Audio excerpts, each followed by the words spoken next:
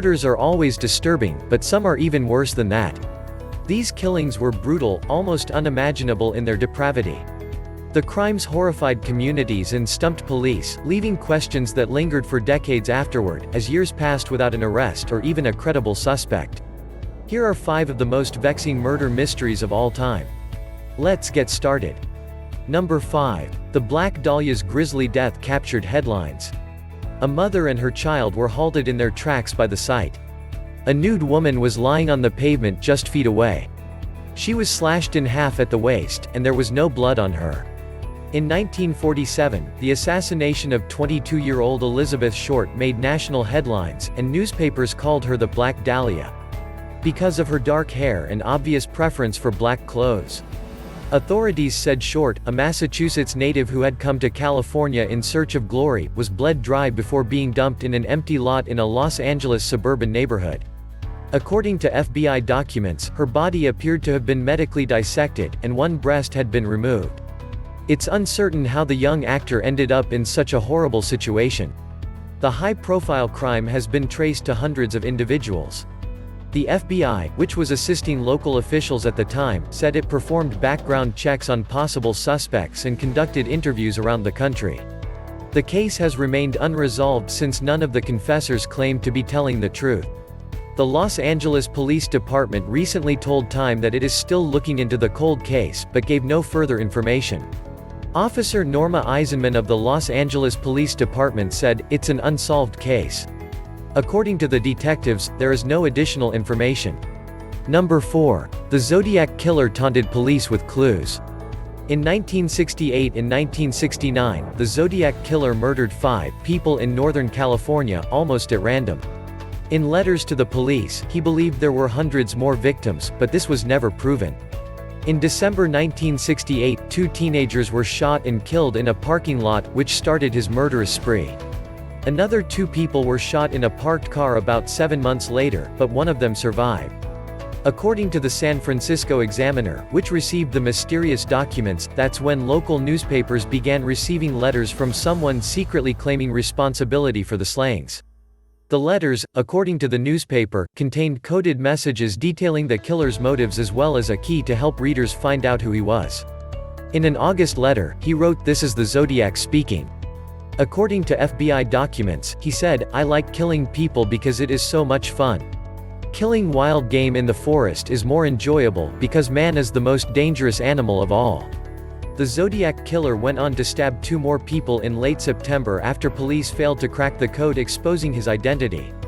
One of the victims remained, and the other passed away. According to the Examiner, the killer struck again about 2 weeks later, fatally shooting a 29-year-old taxi driver. The Zodiac submitted a slice of his newest victim's bloody shirt to the Chronicle newspaper a few days later. No suspects have been named in the case as of yet. The investigation is currently underway, according to the San Francisco Police Department. Number 3. Rappers Tupac Shakur and the Notorious B.I.G. were gunned down 6 months apart. Tupac Shakur and the infamous B.I.G., 2 rap superstars, were shot and killed 6 months apart in the late 1990s, rocking the music industry. The assassinations occurred during a time of intense competition between their opposing record labels. Both rappers were top artists with their respective record labels. Many people assumed the murders were a sign that music feuds had gotten out of control. On September 13, 1996, Shakur was killed in a drive-by shooting in Las Vegas. The 25-year-old superstar's Death Row record label was at odds with its rival, Bad Boy, at the time. Poor Boy's Christopher Wallace, also known as the infamous B.I.G., Biggie Smalls, or Biggie, was killed in a similar manner 6 months later. As he was leaving a music industry party in Los Angeles, the rapper was fatally shot in a drive-by.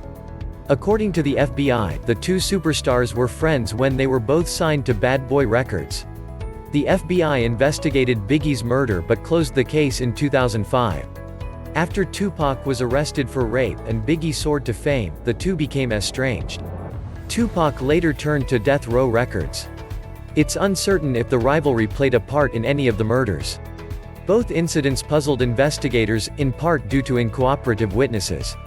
The murder mysteries have spawned their own set of hypotheses, one of which argues that both rappers are still alive and staged their own deaths. The megastars' families and friends are also grieving. Sean Diddy Combs paid tribute to his late friend Biggie in an Instagram video in March, on the 20th anniversary of his passing. He said, "On this day, we're going to focus on him because we miss him. And now, 20 years later, time has healed all wounds, but this one hasn't." Number 2. JonBenet Ramsey was found dead in her family home. Patsy Ramsey keeps a reward sign for some information about their daughter JonBenet Ramsey's death on May 1, 1997, in Boulder, Colorado.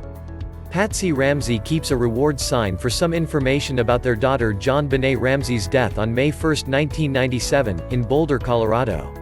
In the months following the 6-year-old beauty queen's death in the basement of her family's Colorado home, JonBenet Ramsey's young, smiling face appeared on newspaper front pages and television screens around the country. The crime frightened the people of Boulder, Colorado's peaceful and wealthy neighborhood.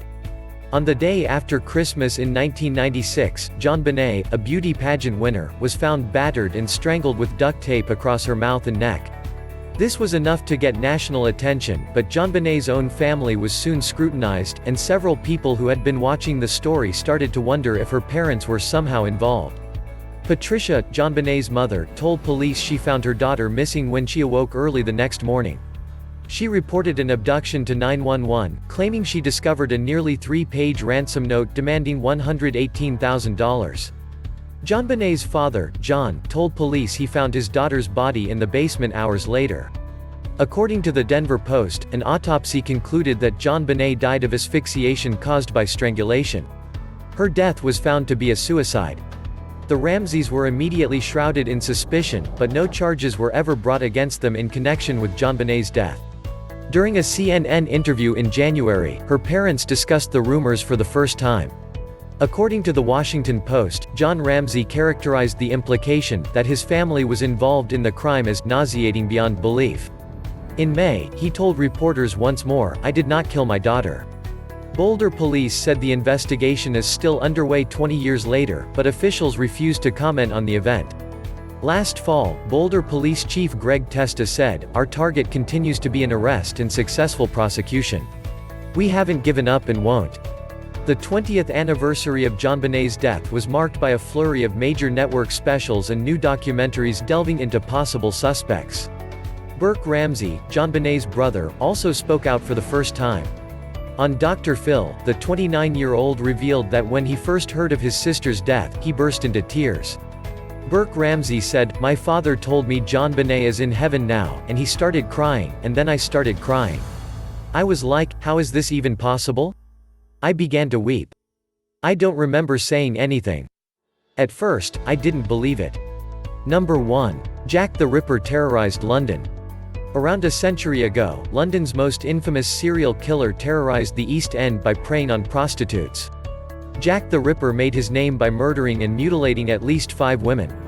In 1888, panic grew as the bodies started to pile up near each other over a 3-month period. When news of a second female victim broke, the area was horrified to the point of hysteria, according to the Morning Post at the time. The killing was described as barbarous by the local newspaper, which added that the manner of the murder was too horrific for words. Because of his signature and gory style of murder, as well as his knife skills, local officials initially believed the perpetrator was a butcher or a doctor. According to author Dave Yost, who discusses the 5 killings in his book Elizabeth Stride, and Jack the Ripper, the victims of the so-called Whitechapel murders, Mary Ann Nichols, Annie Chapman, Elizabeth Stride, Catherine Eddowes, and Mary Jane Kelly, all had their throats cut, and most had their stomachs slit and organs pulled out before being discarded on the streets. Every victim was considered to be a heavy drinker and a prostitute, according to the FBI, which investigated the case in 1988 at the request of a movie production company. They were all shot and killed in the early morning hours because they were easily available. Despite getting all eyes on the crime, police were never able to locate the attacker. Local inquiries were delayed, according to the FBI, because forensic science and other modern methods of systematically investigating murders were non-existent at the time. In 1888, the National Archives received letters from local law enforcement authorities depicting overburdened police forces. Charles Warren, the Metropolitan Police's chief commissioner at the time, demanded assistance from the City of London Police. Warren wrote, "We are inundated with suggestions and names of suspects. Countless amateur and professional historians and criminologists have speculated on the killer's identity, but it seems that Jack the Ripper kept his identity a secret until his death.